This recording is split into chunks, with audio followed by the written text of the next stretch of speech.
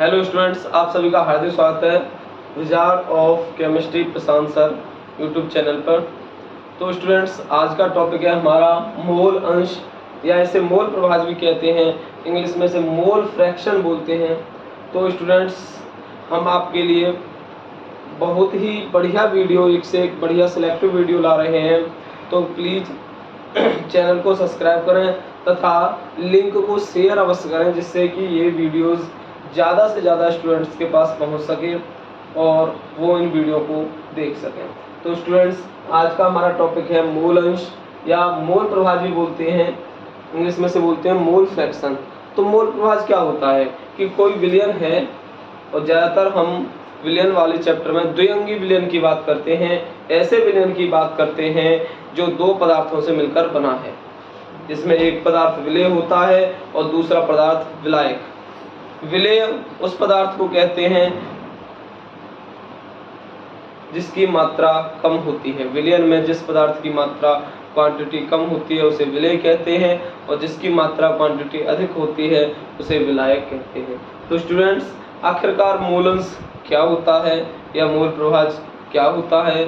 तो कोई भी विलयन है, उस विलयन में अगर किसी पदार्थ का आपको मोल अंश निकालना है तो उस पदार्थ के मोलों की संख्या और विलयन में उपस्थित कुल पदार्थों के या कुल अवयवों के मोलों की संख्या के अनुपात को ही हम मोल अंश कहते हैं। ओके स्टूडेंट्स, तो देखिए हमारा टॉपिक है आज का मोल अंश। क्लियर? तो स्टूडेंट, किसी विलयन में उपस्थित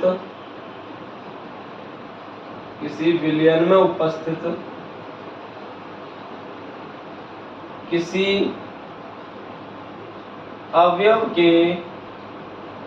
अवयव या पदार्थ बोल सकते हैं, किसी अवयव के मोलों की संख्या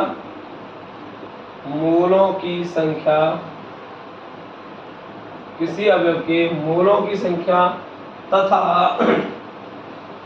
विलयन में उपस्थित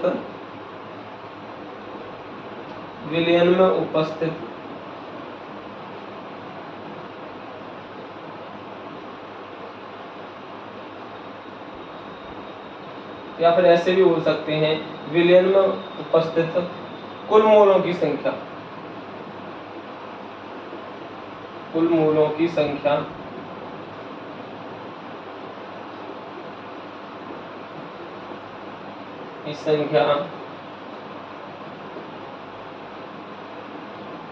के अनुपात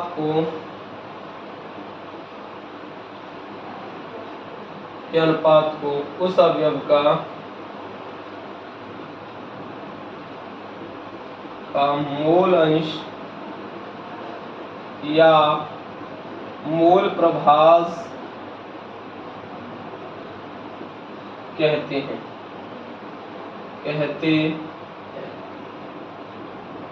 इसे X, कैपिटल X से प्रदर्शित करते। ओके स्टूडेंट्स, तो एक बार देखिए। तो स्टूडेंट्स देखिए, मोल अंश क्या होता है कि कोई भी विलयन है, मान लो वो दो पदार्थों से मिलकर बना है, तो उसमें आपको किसी पदार्थ का अगर मोल अंश निकालना है तो उस पदार्थ के मोलों की संख्या और विलयन में उपस्थित जितने भी पदार्थ हैं, चाहे दो हो चाहे तीन हो, है ना, उन पदार्थों के मोलों की कुल संख्या के अनुपात को उस विलयन का मोल अंश कहते हैं। कहने का तात्पर्य है कि अगर आपको मोल अंश निकालना है किसी अवयव का, आपको मोल अंश निकालना है किसी अवयव का, अगर आपको मोल अंश निकालना है किसी पदार्थ का X, तो क्या फॉर्मूला लगेगा? जिस अवयव का मोल अंश निकालना है उसके मोलों की संख्या ऊपर, उस अवयव के मोलों की संख्या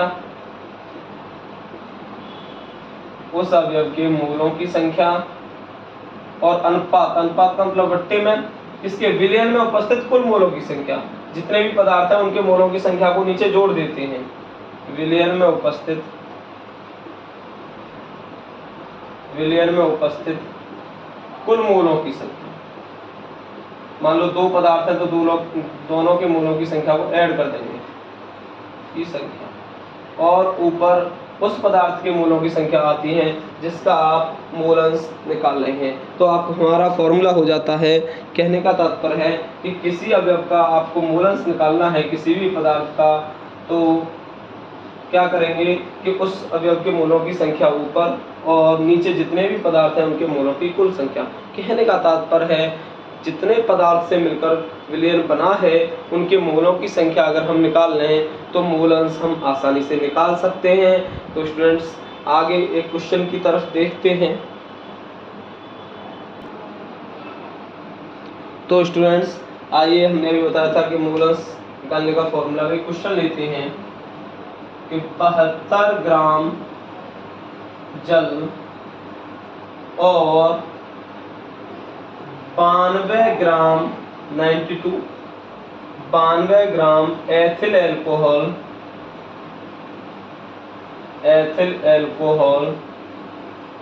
के मिश्रण में, और दोनों को मिला के एक मिश्रण बनाया गया है, के मिश्रण में दोनों का किसका, जल का और एथेनॉल का, दोनों का मूल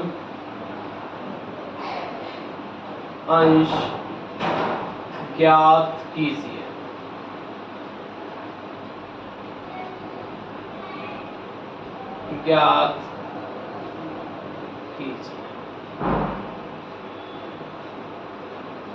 तो कहने का मतलब है हमारे पास 72 ग्राम जल है जो विलयन बना है, जल और एथिल अल्कोहल से मिलकर बना है। जल हमारे पास 72 ग्राम है और एथिल अल्कोहल हमारे पास 92 ग्राम है। इन दोनों को मिला के विलयन बनाया गया, और जो विलयन बना उसमें दोनों पदार्थों के मूल अंश की गणना हमको करनी है। तो स्टूडेंट देखिए कैसे करते हैं कि हमें ग्राम में क्या होता है द्रव्यमान। तो यहाँ जल का द्रव्यमान कितना दिया है 72 ग्राम, एथिल अल्कोहल का द्रव्यमान कितना दिया है 92 ग्राम। तो सबसे पहले जब हम सवाल को सॉल्व करेंगे तो देखते हैं क्या दे रखा है हमें। यहाँ हमें विलय विलायक से कोई मतलब नहीं है ना, यहाँ पर क्यों दोनों पदार्थों के नाम दिए, तो सीधा सीधा दोनों पदार्थों को ही रख देंगे। तो कहने का मतलब जल कितना है 72 ग्राम, तो जल का द्रव्यमान, फॉर्मूले भी साथ में, जल का फॉर्मूला होता है H2। फॉर्मूले आपको जरूर पता होना चाहिए, क्योंकि अगर आपको केमिकल फॉर्मूला नहीं पता है पदार्थ का तो आप मूल द्रव्यमान नहीं निकाल सकते, और मूल द्रव्यमान के बिना मूलों की संख्या आप ज्ञात नहीं कर सकते। तो जल H2O ग्राम में क्या है, ग्राम में क्या दिया होता है द्रव्यमान, तो जल का द्रव्यमान कितना है 72 ग्राम। एथिल अल्कोहल इसका जो फॉर्मूला होता है एथिल अल्कोहल का C2H5OH, C2 एथेनॉल बोलते हैं इसका, किसी नाम एथेनॉल है। C2H5OH का द्रव्यमान बराबर कितना है 92 ग्राम। तो दोनों का वजन दे रखा है, दोनों के मूलों की दोनों का मूल अंश निकालना है। तो मैंने बताया था मूल अंश निकालने के लिए जितने भी पदार्थ हैं विलयन में उन सब के मूलों की संख्या निकाल लीजिए। तो पहले जल के मूलों की संख्या निकालिए। जल क्या सीधा फॉर्मूला ही लिख के चलते हैं, H2O के मूलों की संख्या,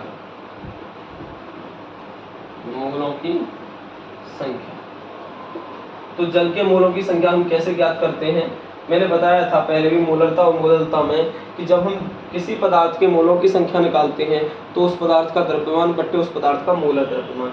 तो H2O के मूलों की संख्या निकालना है तो ऊपर क्या आ जाएगा H2O का द्रव्यमान बट्टे H2O का मूलर द्रव्यमान। H2O का द्रव्यमान कितना दे रखा है हमको 72, मूलर द्रव्यमान सूत्र से निकालेंगे। H हाइड्रोजन कितना होता है 1 परमाणु भार, 2 परमाणु है तो 2 का मल्टीप्लाई, नया तत्व स्टार्ट होगा तो प्लस का चिन्ह, ऑक्सीजन में कितना होता है 16, 72 बट्टे 2 एकम 2 और 16 18, 18 चौक 72, 4 मूल कितने मोल आ गए? 4 मोल आ गए जल के। अब निकालेंगे हम एथिल अल्कोहल C2H5OH। C2H5OH के मोलों की संख्या, मोलों की संख्या। तो अब इसका द्रव्यमान ऊपर C2H5OH का द्रव्यमान बटे C2H5OH का मोलर द्रव्यमान, मोलर द्रव्यमान। तो C2H5OH का द्रव्यमान कितना दिया है? 92। मोलर द्रव्यमान निकालेंगे तो C, कार्बन का कितना होता है? 12 और 2 परमाणु है तो 12 दूनी 24 प्लस हाइड्रोजन का क्या होता है? 1 परमाणु भार, 5 है तो 1 पंजे 5 प्लस ऑक्सीजन है 16 प्लस हाइड्रोजन है 1।